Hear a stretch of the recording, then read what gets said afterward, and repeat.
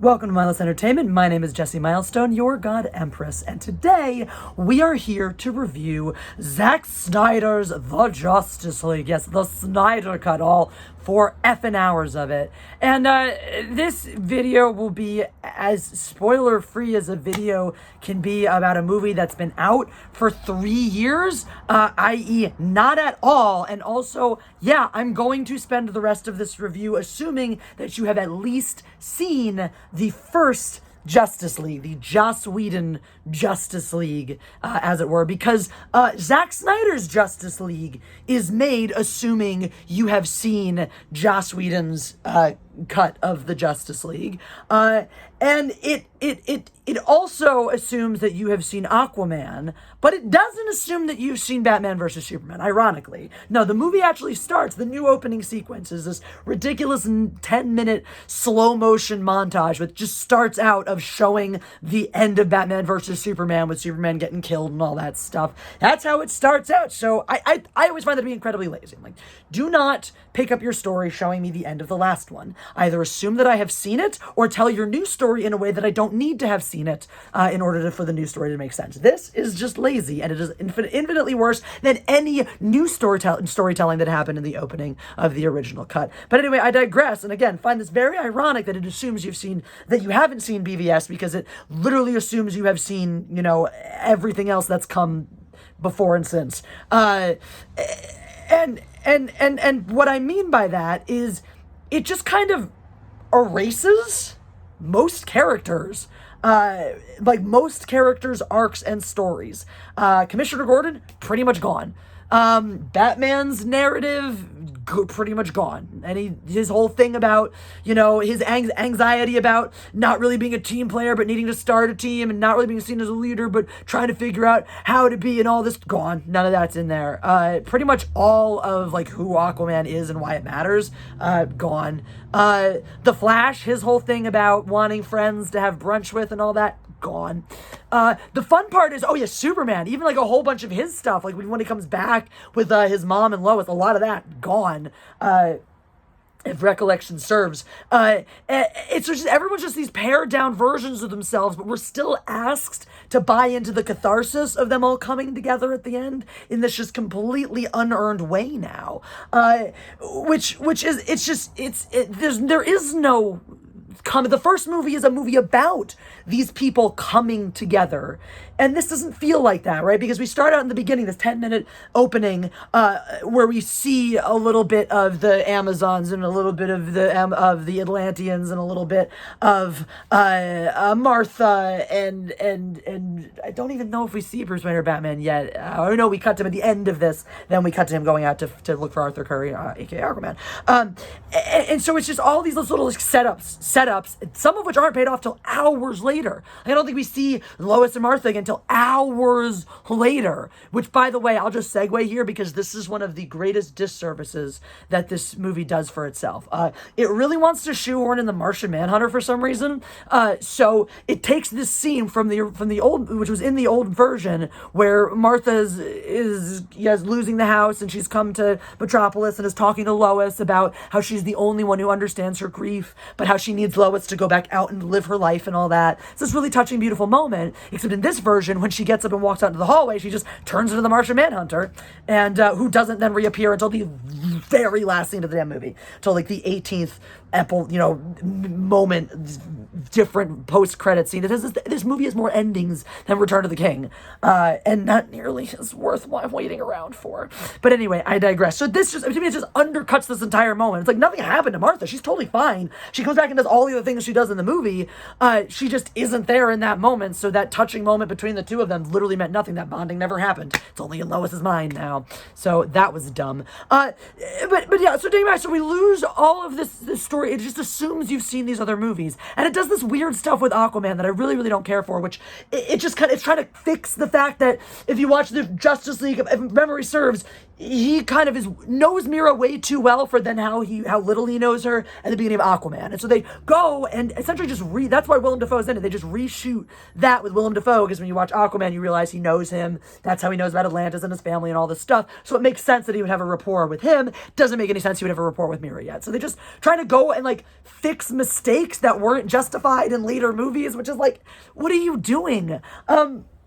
So there's a lot of that. There's just an F ton of that. And then when you add it all up, the stuff that's added really doesn't, it's not worth more than the time it adds to the movie. It really isn't. Because you have things like a lot of the backstory. We lose most of that absolutely god-awful long sequence about the mythology of the mother boxes and the history of this and what happened. It does, most of the bits of it find its way back into ways that also suck. But we mostly lose that. Instead, it's replaced by equally expository moments with the introduced Darkseid, which is cool. It's like, okay, great. From a comic book standpoint, it's good that we introduce those story elements. Those things are good to have, but it's still bad writing because it's still just Darkseid and Steppenwolf talking to each other about their plans. Or then Gal Gadot, Wonder Woman, telling everybody else about the time Darkseid tried to come and take over. It's still just someone telling you the information you need to know, which, by the way, when you're working in a visual medium, is bad storytelling. So there's just a lot of that. So, okay, while the story itself improved, it was still told to me in a wasted way. So why we added 4 extra hours? And a lot of that time that's been added back to, by the way, is the stuff you would see in the extended deleted scenes section of, a DVD that you got. So, okay, you flick that on, another 20, 30 minutes maybe of footage that didn't make the movie. And what you realize in watching that is this is all good stuff, some of which may add certain elements or richness to some of the characters, some of which may add depth but is sort of redundant to the information that's already in the movie. And at the end of the day, it was, okay, this may add some nuance or extra story or little elements, but if we take it out, it doesn't change the fundamental plot. If we take this part out, we still get that information. It's implied or essenced somewhere else. And those are good cuts. There's a lot of times the penultimate cut of a film to the ultimate cut, all of the changes are taking out good finished material that really does belong in a finished version of this movie if you were going to expect your audiences to sit through a 2.5, 3 hour movie every time. But people just don't have the patience for that kind of storytelling, especially, and I would argue it is less good if you can tell an equally effective story with less time. So I don't think that's a great use of the $70 million that were poured into this film to just throw back in footage that was taken out before. And there are plenty of moments. One comes to mind, Bruce Wayne on the plane with Alfred. I don't know if this is a reshoot or a deleted scene put back in, right? Part of me says deleted scene because it feels like it has a lot of the tone and tenor of before. Part of me says reshoot because I feel like Ben Affleck's a little thinner, his face looks a little healthier in this than he did in a lot of the older footage. But either way, it's clear if it's a reshoot, he just wasn't as invested, or if it's a deleted scene, it was deleted for a reason, because sometimes, hey, this is a good scene, but we don't really have a good take of it, and we can convey this information elsewhere, so we're just gonna get rid of it. And I suspect that might have been the case with that and a few other ones, where it's like, these were deleted for a reason. And while certain things were fixed CGI-wise, with that $70 million budget, okay, Steppenwolf's costume looks better, although I don't understand why you wasted so much money making every little bit of it move every second. That was just totally unnecessary, especially when there were so many glaring CGI errors in other places, like the flame in the mother box that the Amazons had that just sort of glitched around a little bit. The ridiculous light effect that looked horrible half the time when Steppenwolf would transport from place to place.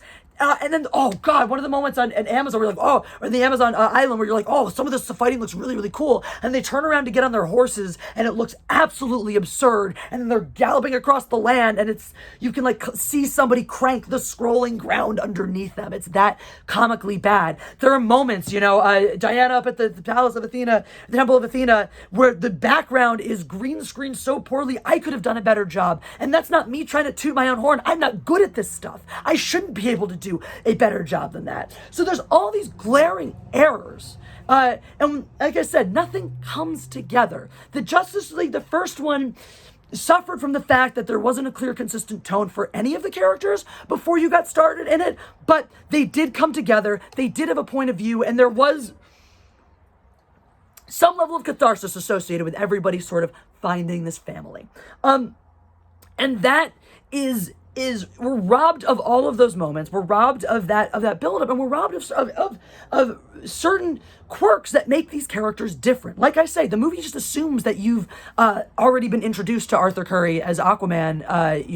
Arthur Curry, Aquaman, Jason Momoa as Arthur Curry's Aquaman in the Aquaman movie. So it removes things like the lasso of truth scene, which was a lot of people's favorite moment, because it just, all right, let's take a quick scene of this character you don't know and justify a reason to sort of cut to the heart of who he is. And that's why it worked. I think that's why people responded to it as more than just a silly, quippy joke. It actually had a little more depth and meaning to it than that. As opposed to, like, we want you to have depth and meaning to Diana's mom's general dying in her arms, even though we only told you why you should care about her 5 minutes before. That's lazy writing.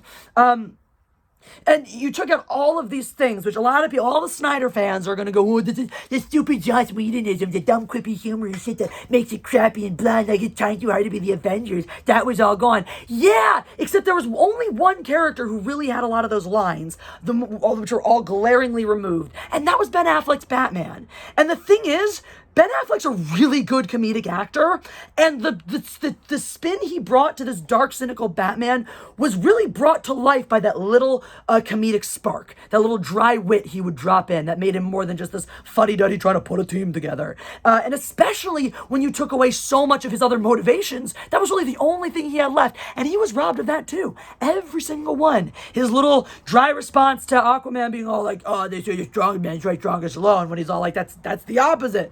In a very just these organic ways that are just, they're only funny because of the way he delivers him. His line about, I definitely broke something. And my personal favorite when, he and Superman team up at the end and Superman has this whole like, I thought you didn't even like me. And he's a little awkward, I don't. Not. It's like, oh, there's Batman. There's the guy who feels uncomfortable being the guy on the team, being the buddy. This tracks. This makes sense. And then this gives Batman an identity different from just superhero archetype A, superhero archetype B, which is all he and Superman and the rest of the cast, frankly, are reduced to. The Flash, all of his development about why he wants to have a family, why he's so invested in this team, is all taken away in favor of pouring that into one scene where he's just saved some random chick who, if you're not a fan of the Flash and the comics, you have absolutely no connection to or reason for caring. Another, by the way, should be serious moment undercut by the fact that he brushes a hot dog away from her face, which could have been inserted the whole let me grab a hot dog for the dogs in the shop.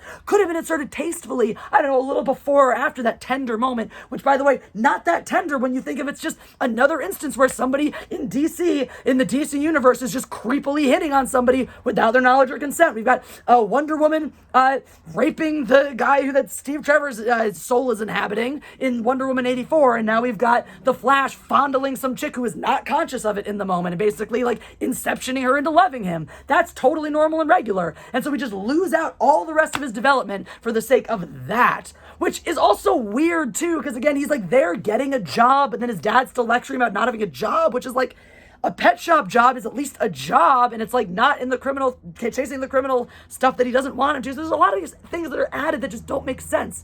Or like, normally we had the transition of, Diana will see the torch, she will see it, and then we're introduced back into Wonder Woman. No, Wonder Woman's introduced, and then we hop over into that. There's so much bounce back and forth.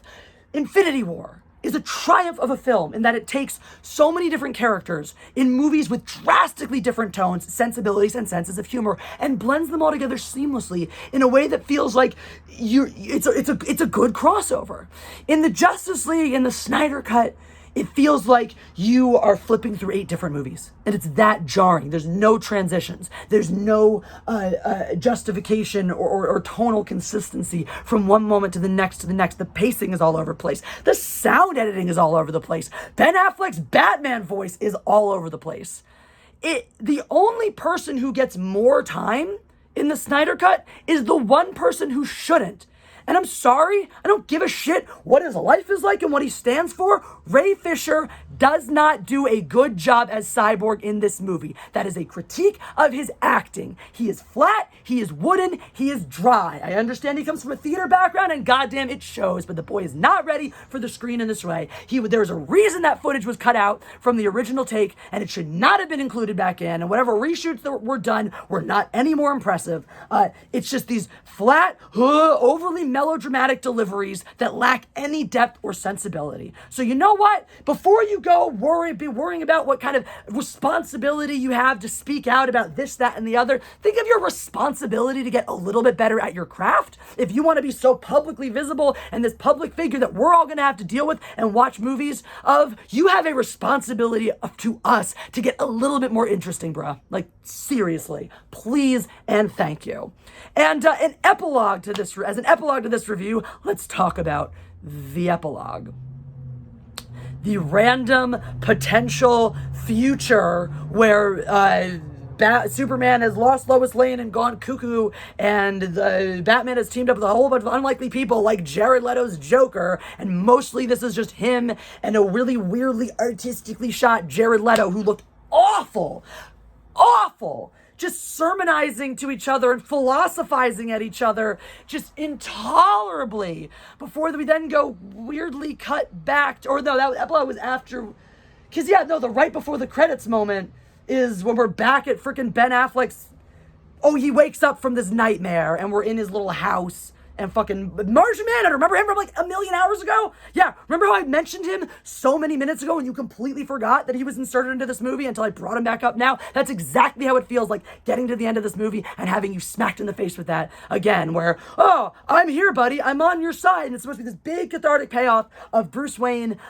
getting, he is the leader and he brings people together and all this stuff, which means nothing because, once again, random character thrown in our face and we weren't given the setup to be allowed to have the payoff. This movie takes its fans for granted and it takes advantage of them so deeply. And I'm not even a fan. I'm saying this, looking at people who are going, I'm so sorry that you were promised a masterpiece and delivered on this. And I'm so sorry for those of you who are struggling with the cognitive dissonance right now, still clinging to this idea that it's better. It's not. Guys, it's not better. If anything, it's worse. Why? Because it added a whole bunch more with so little value. It convoluted things. It detracted value, and where it added, it did not add enough to make up for the flaws from the original that were still left in, and for the new flaws that were added in. Someone online was raving about the new score. It is lesser. It was refreshing. It was nice to have the callbacks of the original themes. It means something to us. We have an emotional connection to that.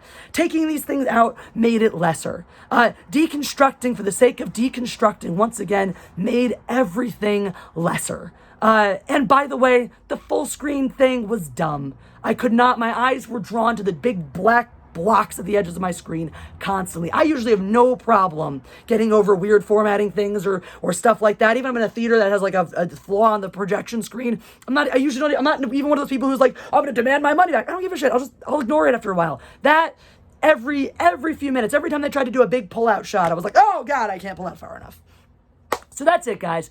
That's the Snyder Cut, as told by your God Empress. If you like my take, awesome. If you hate my take, who cares? But you know what? Screw you, Zack Snyder. Go Geeks and Gamers. They're awesome for organizing charity. And Zack Snyder is a dickhole for kicking them in the nuts when they're the ones who wanted to do things for charity. And I don't know, everyone's wallet spoke pretty firmly and heavily in that. So I just wanted to throw that in at the end.